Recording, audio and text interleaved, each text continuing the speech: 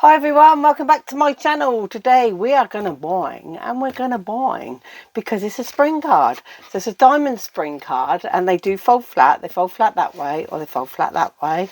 So you can pop these in the post in your envelopes if you don't have dimension. I've got pearls on mine, as you can see, in the corners. Now it's a diamond spring card because it's a diamond, but you can also lay squares onto it. So you can use your toppers, your stamped images, your die cuts, anything like that. So depending on the size you start with, I've gone for a 5-inch width. So this means it's going to end up as a 5-inch square card for your envelope. So you can decorate anything within that 5-inch. So it's really cool like that, which is why I decided to add a square topper to it. But you don't have to do that. So you can make these all different sizes. Now, what's really cool, look, you can make little teeny ones. So these are going to be perfect for using as name cards, place name cards on tables, or just for children's parties, Halloween, Christmas. And you can see that shape, you can either cut that down so you haven't got that diamond at the top, or you can put like a heart on there, so it would make a good shape for a heart, a butterfly, put the name through it. The other thing you can do, which is really cool, I'll just show you, is where you stick this bit, so this bit's stuck down, you can actually get rid of that. So you can make these really tiny as well. They could be like 1 inch wide and 2 inch long. So then they end up as a 1-inch square. And what they're really good for is inside of cards. So because you've got that spring now there, and you could have something completely hiding it, and you just glue that bit, that triangle bit, to the base of a card. So only that triangle there. Glue it inside of your card, and when they open the card, I'll hold it at the back, it will pop up. So another way to make little pop-ups inside of your cards. So these are really cool. So I'm going to do 5 by 10 inch, but like I say, you can go 8 by 8. So you'd have a 16-inch piece of card by 8-inch wide. You know, it's always going to be double the length by the width. So easy maths. 4 plus 4 is 8. 4 and 8. So I like simple maths. So we're doing a 5 by 10. That's what this one turned out to be. So I'll just show you how to get there. So what you need, well, you don't have to have a scoreboard, but if you've got one, then use it. If not, then you can do pen marks and rulers and use pad papers like I've said before. So you just lay it onto your scoreboard like this, and you're going to score it at 2.5 and at 5. So halfway is 5, and then half of that is 2.5. Now, the next thing you do is I'll usually make a little indentation. It's 7.5. So that would be your indentation there, but you can't see it. So I'm going to actually use a black pen to show you what I've done. And you wouldn't do this, obviously. You would use a pencil and rub it out. So this is your 2.5. Oh, what a fantastic pen. Oh, yes, pen, you've excelled yourself. Let me replace you. 2.5. There we go. Scored 2.5. Scored at 5. A little mark at 7.5. So it's always going to be half of the card and then a quarter scored, and then little marks on the other 3/4 section there when it hits 3/4. Now what you can do is if you've got a ruler and a scoring tool or whatever, then you're going to do it that way. But you can also use a line on your scoreboard to get that going like that. So now that is where you would score next. So there's no vertical score there, it's a horizontal score, and I'm just going to reinforce that because the pen won't cut it. And then that little mark there is going to line up with the line of that little mark up there, like that. And we'll run the pen down, and then we'll run the scoring tool down.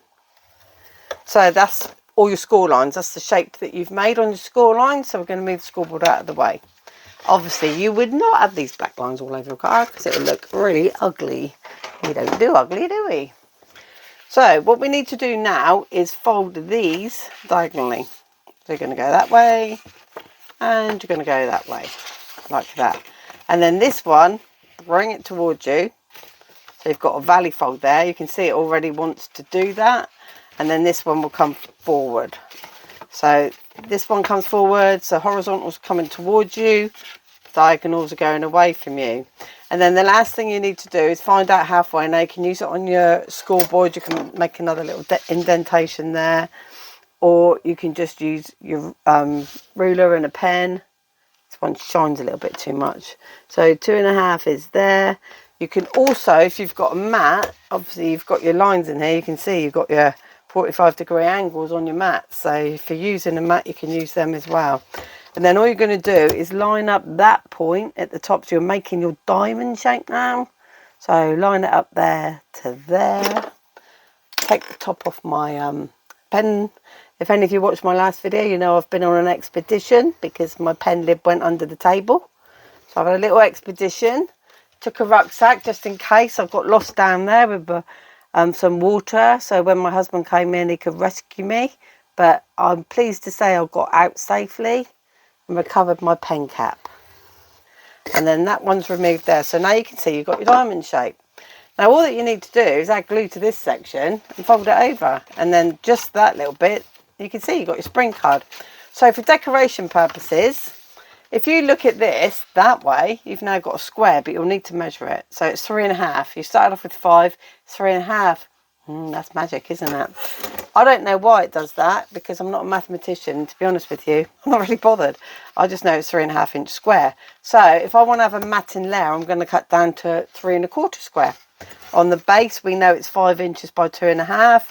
So I'm going to do my mat 1/4 inch smaller. So 4.75 by 2.25.